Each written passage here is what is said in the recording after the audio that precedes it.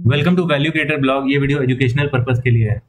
अब देखते हैं चार्ट पे कि मार्केट क्या किया। अगर हम लोग वन डे का चार्ट को ऑब्जर्व करें तो हम लोग देख सकते हैं कि एक डाइवर्जेंस ऑलरेडी यहाँ पे प्राइस में क्रिएटेड था। प्राइस और आरएसआई में एक डाइवर्जेंस था।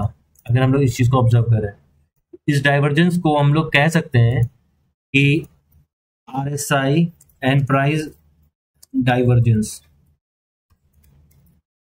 ठीक है, डाइवर्जेंस। ठीक है, आरएसआई एंड प्राइस डाइवर्जेंस कह सकते हैं। अब यहाँ पे देखते हैं कि जो अगला सपोर्ट हम लोगों को दिख रहा है वो 20 एमए है, जो कि 24,548 के आसपास है। यानी प्रोबेबली 24,548 के आसपास मार्केट हो सकता है कि एक तरफ से यहाँ पे सपोर्ट ले सकता है।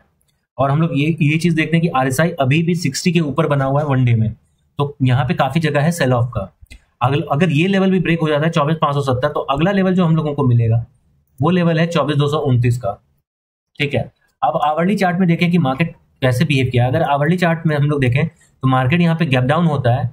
गैप डाउन होने के बाद मार्केट का सबसे बड़ा प्रॉब्लम यह है कि इसने 120 पॉइंट का यहाँ पे जो गैप छोड़ा हुआ है, ठीक है, ये नॉन ट्रेडेबल पार्ट है, नॉन ट्रेडेबल जोन है।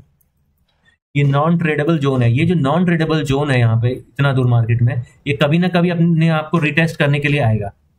आवरली चार्ट में और हम लोग देख सकते हैं कि यहाँ पे आवरली चार्ट में 20 एमए टूट गया है। और अगला सपोर्ट अगर हम लोग देखें तो 24,570 और नहीं तो फिर 24,229, जो कि हम लोग वन डे के चार्ट में अभी देखें। अब यहाँ पे हम लोग 15 मिनट के चार्ट में देखें कि 20 एमए के बाद मार्केट जो है एक गैप डाउन होने के बाद साफ सेलिंग आया। यहाँ पे बाय होने के बाद 20 एमए के आसपास एक रेजिस्टेंस फेस करने के बाद इस वाले लो को भी ब्रेक कर दिया। इस लो के ब्रेक होने के बाद हम लोग देख सकते हैं कि मार्केट का अगला लेवल खुल गया। और ये अगला लेवल कितने पॉइंट का है?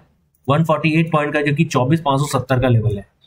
24,570 का अगर लेवल टूटता है तो हम लोग फर्दर लो जाएंगे, लेकिन मुझे नहीं लगता है कि 24,570 का लेवल ब्रेक कर पाएगा। उसका एक रीजन है कि हम लोग देख सकते हैं कि आरएसआई यहाँ ओवर सोल्ड जोन में चला गया है 15 मिनट के चार्ट में, और ये फर्दर ओवर सोल्ड जोन में फिर से जाने को तैयार है। तो प्रोबेबली यहाँ से अगर गैप डाउन होता है मार्केट तो यहाँ से बाइंग इनिशिएट हो जाएगी। कहां से? 24,570 के आसपास के लेवल से एक बाइंग इनिशिएट हो जाएगा मार्केट में।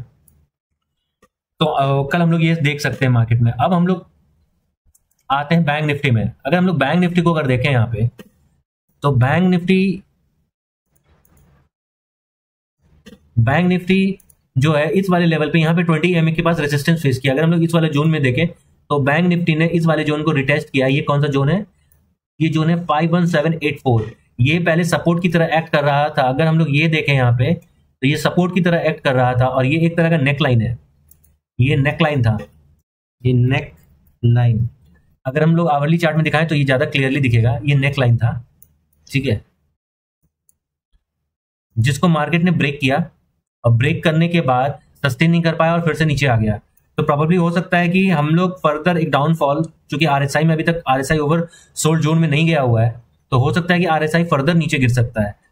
कब? जब इस वाले जोन को ब्रेक कर दे, 51189 के लेवल को अगर आरएसआई ब्रेक कर देता है तो हम लोग फर्दर नीचे देखेंगे 50,447 का। हो सकता है कि मार्केट गैप डाउन हो जाए, और ये जो ट्रेंड लाइन बना हुआ है यहाँ पे, और ये वाला जो ट्रेंड लाइन है, ठीक है, कहीं ना कहीं इस दोनों जोन के बीच में जब तक मार्केट रहेगा तब तक मार्केट जो है एक ट्रेडिंग रेंज में रहेगा। ठीक है, तो हो सकता है कि मार्केट यहाँ से फॉल हो 50,447 तक। ठीक है, उसके बाद यहाँ पे एक बाइंग इनिशिएट प्रॉब्ली हो सकता है, क्योंकि ये भी ओवर सोल्ड जोन में जा चुका होगा तब तक। अब यहाँ पे 15 मिनट के चार्ट में देखते हैं कि बैंक निफ्टी क्या किया है। बैंक निफ्टी थोड़ा स्ट्रॉन्ग दिख रहा है। बैंक निफ्टी का स्ट्रॉन्ग दिखने का मेन रीजन क्या है कि बैंक निफ्टी अभी भी अपने जो 51,189 का जो लेवल है उसको रेस्पेक्ट किया है, और ये वाले ट्रेंड लाइन को ब्रेक नहीं किया, बल्कि यहाँ पे ये इसने रेजिस्टेंस फेस किया है। अगर हम लोग इस चीज को क्लियरली देखें तो यहाँ पे ये रेजिस्टेंस फेस किया है, रेजिस्टेंस फेस किया है। और एक चीज और यहाँ पे मार्केबल बात है, अगर हम लोग देखें यहाँ पे तो बैंक निफ्टी किसी यहाँ पे ना एम पैटर्न बना रहा है। बैंक निफ्टी यहाँ पे एम पैटर्न बना रहा है। अगर बैंक निफ्टी इस वाले पैटर्न को ब्रेक कर चुका है तो और नीचे जाएगा, मिनिमम इतना नीचे तो जरूर जाएगा। एम पैटर्न का अगर हम लोग टारगेट निकालेंगे तो प्रोबेबली ये होगा 235 का लेवल। तो ये 235 तो जाएगा ही जाएगा, लेकिन देयर आर हाई चांसेस कि गैप डाउन ही होगा मार्केट। ठीक है, तो ये वाला तो लेवल जाएगा ही जाएगा बैंक निफ्टी में। ठीक है, तो अब हम लोगों को देखने को प्रोबेबली मिलता है कि अगर ये वाला जोन ना किसी तरह डिसेसिवली ब्रेक हो गया ना तो हम लोग फर्दर फॉल देखेंगे। ये जोन कौन सा है? ये जोन है 51,086 का लेवल। ये जोन किसी भी तरह अगर ब्रेक होता है तो हम लोग एक फॉल देखेंगे बैंक निफ्टी में। ठीक है, और ये फॉल कहां तक आ सकता है, ये 50,447 तक आ सकता है। ठीक है, तो बैंक निफ्टी में इतना ही। अब हम लोग जानते हैं क्यों ये फॉल का हम लोग डिस्कशन कर रहे हैं। अगर हमारे प्रीवियस वीडियो में जाके आपने देखा होगा तो हम लोगों ने ये कहा था कि कहीं ना कहीं ये वाला जो जोन है ये एक तरह का चैनल की तरह बिहेव कर रहा है। कौन? Dow Jones future.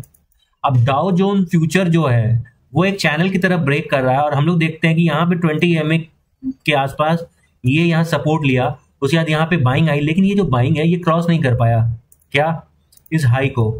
तो ये तो जरूर दिखा रहा था कि बुल तो स्ट्रांग नहीं है, स्ट्रांग हैंड में नहीं है। तो अब हमारा टारगेट क्या होना चाहिए? अब हमारा टारगेट ये वाला जोन होना चाहिए 38,694, यानी 38,600, 38,500, ये वाला जोन हम लोगों का टारगेट बनना चाहिए। ये जोन कौन सा है? 38,150 से लेके 38,480 का जोन, मतलब 38,500 के आसपास का जोन।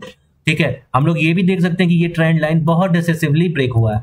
ये पहले ब्रेक हुआ, फिर बाय हुआ, फिर नीचे गिर रहा है। ठीक है, तो हम लोग ये चीज देख सकते हैं कि डाउ जोन्स का जो सेल ऑफ है वो बहुत ही एग्रेसिव है, और आने वाले दिन में 1 दिन 2 दिन में काफी एग्रेसिव होगा, एंड प्रॉब्लली यहां से फिर एक बाइंग आनी चाहिए इस चैनल के बेस के आसपास। तो बस आज के लिए बस इतना ही। Thank you.